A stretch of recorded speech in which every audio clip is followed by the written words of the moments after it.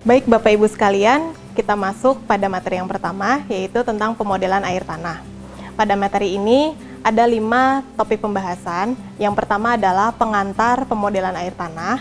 Yang kedua, tahapan-tahapan yang harus kita lakukan untuk memodelkan air tanah. Dan yang ketiga, ada pengolahan data untuk input pemodelan. Yang keempat adalah analisis sensitivitas dan kalibrasi parameter yang digunakan.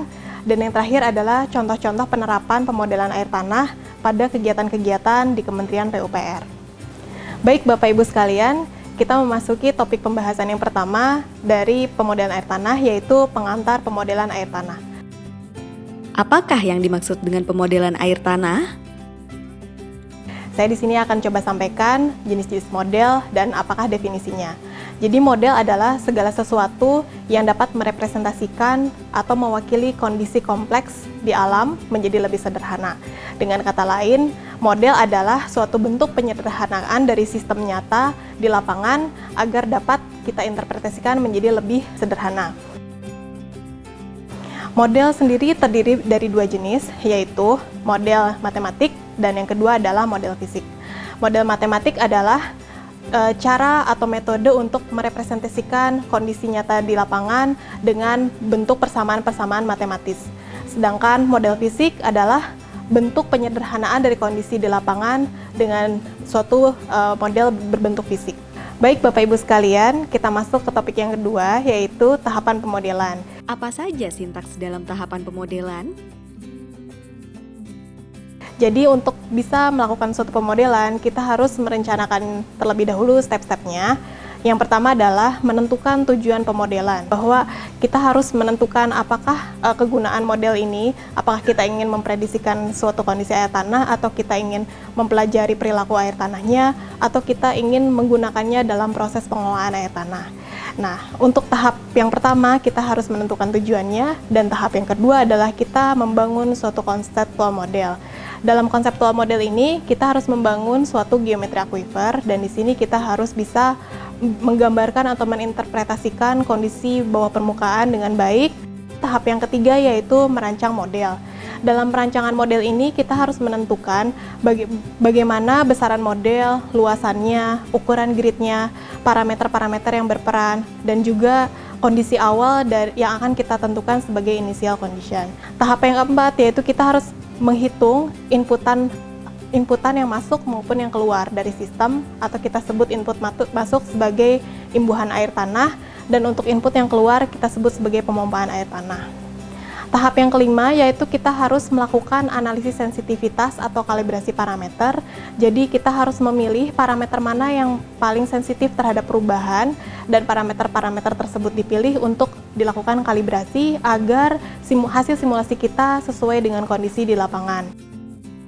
Yang keenam, kita melakukan simulasi model, dan kita juga harus menentukan apakah simulasi ini kita akan lakukan untuk kondisi historis dalam kurun waktu tertentu, atau kita ingin melakukannya untuk prediksi ke depan.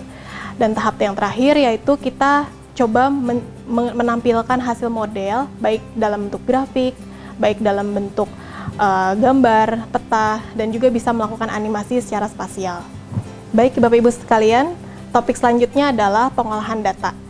Data apa saja yang perlu disiapkan? Kita sudah tahu apa yang harus kita siapkan, maka akan berjalan dengan baik. Dan yang pertama adalah data untuk membuat geometri akuifer.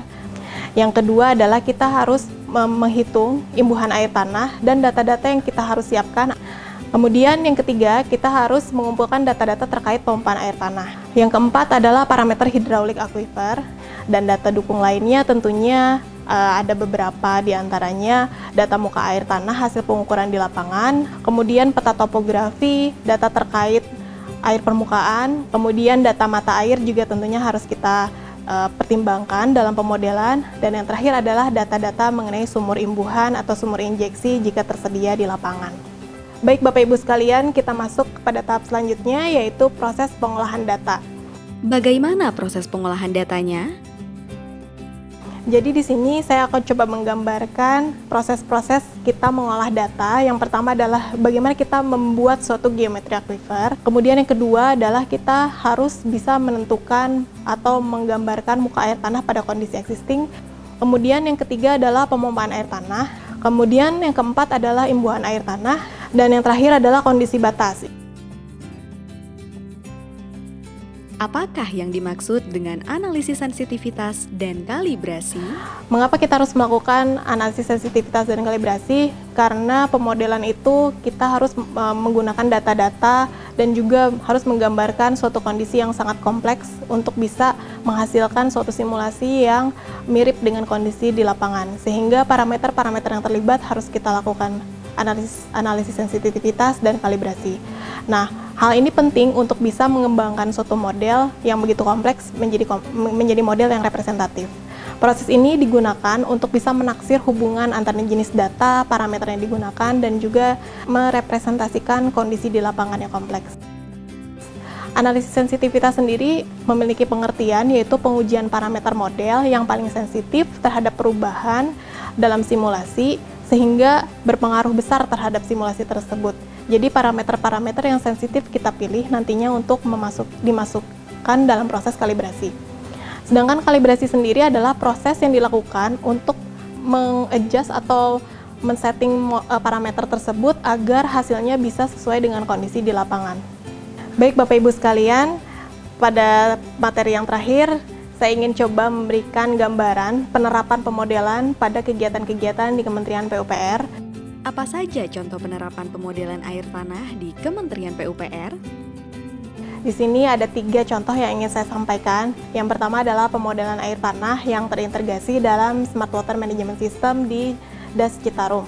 Dan ini adalah bertujuan untuk mengendalikan laju penurunan muka air tanah akibat pemompaan air tanah yang berlebihan di wilayah perkotaan dan industri setempat. Kemudian yang kedua adalah penerapan pemodelan air tanah untuk mitigasi likuifaksi pada bencana gempa dan likuifaksi di Palu. Dan yang ketiga adalah pemodelan air tanah untuk bisa memprediksikan kejadian subsidence di Cekungan Air Tanah Jakarta dalam rangka mendukung kegiatan National Capital Integrated Coastal Development atau NCICD.